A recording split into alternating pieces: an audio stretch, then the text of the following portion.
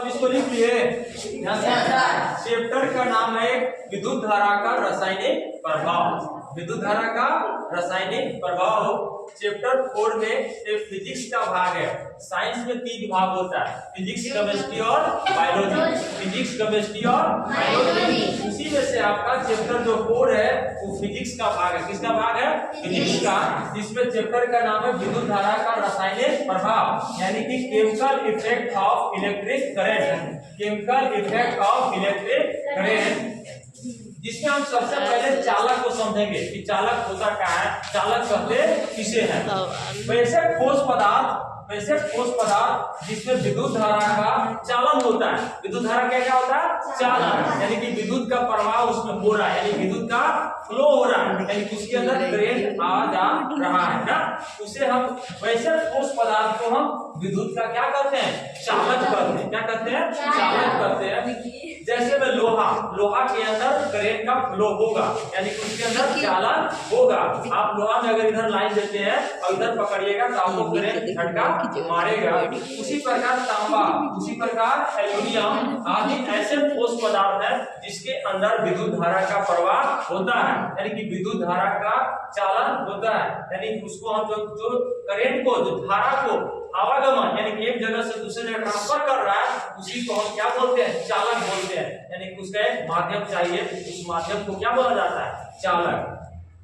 अब आता है कुचालक। कुचालक में माने वैसे ठोस पदार्थ जिसमें विद्युत धारा का प्रवाह नहीं होता, यानी कि उसके अंदर करंट का फ्लो नहीं हो रहा है, यानी कि उसके अंदर करंट आ जा नहीं रहा है। जैसे में कि रबड़, प्लास्टिक, लकड़ी कौन सा? लकड़ी सूखा हुआ लकड़ी ना, अगर ओदा लकड़ी है, ओदा मैंने समझा ना, जो तुरंत का काटा हुआ है पेड़ से, उसको अंदर करंट का फ्लो हो जाता है, क्योंकि उसके अंदर एक नमी होता है। क्या होता है?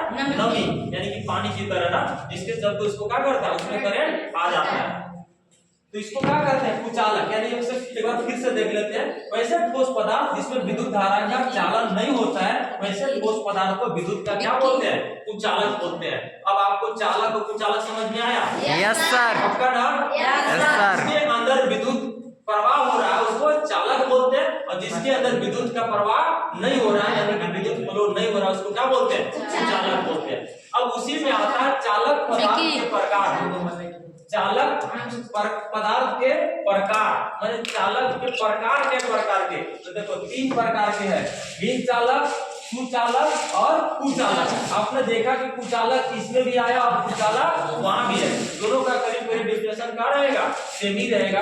तो सबसे पहले भिन्न चालक के बारे में जानेंगे, यानी कोई वैसे पदार्थ जिसके अंदर कम धारा का प्रवाह हो रहा है, यानी कि कम करंट जा रहा है, यानी कि वोल्टेज ज्यादा नहीं है, यानी कि वैसे पदार्थ जिनसे विद्युत का चालन दुर्बल, यानी कि धीमा हो रहा है प्रवाह, लेकिन कैसा हो रहा है? धीमा हो रहा है, यानी कि कम हो रहा है होता है, उन्हें हम भिन्न चालक बोलते हैं। क्या बोलते हैं? भिन्न चालक। और आता है सुचालक। वैसे ठोस पदार्थ जिनसे विद्युत का चालन तीव्र होता है, उन्हें हम सुचालक कहते हैं। तीव्र माने उसके अंदर अच्छा फ्लो हो रहा है, अच्छा करंट जा रहा है, उसके अंदर वोल्टेज जो है अच्छा बता रहा है, यानी कि वोल्टेज की कमी नहीं है, वैसे पदार्थ को हम क्या कहते हैं? सुचालक कहते हैं। क्या कहते हैं? सुचालक। और कुचालक अभी और बताएं आपको, वैसे पदार्थ जिनसे विद्युत का चालन नहीं होता है, उन्हें हम क्या कहते हैं? कुचालक कहते हैं। तो आपने इस चैप्टर में देखा अभी तक विद्युत धारा का रासायनिक प्रभाव में चालक क्या पढ़ा?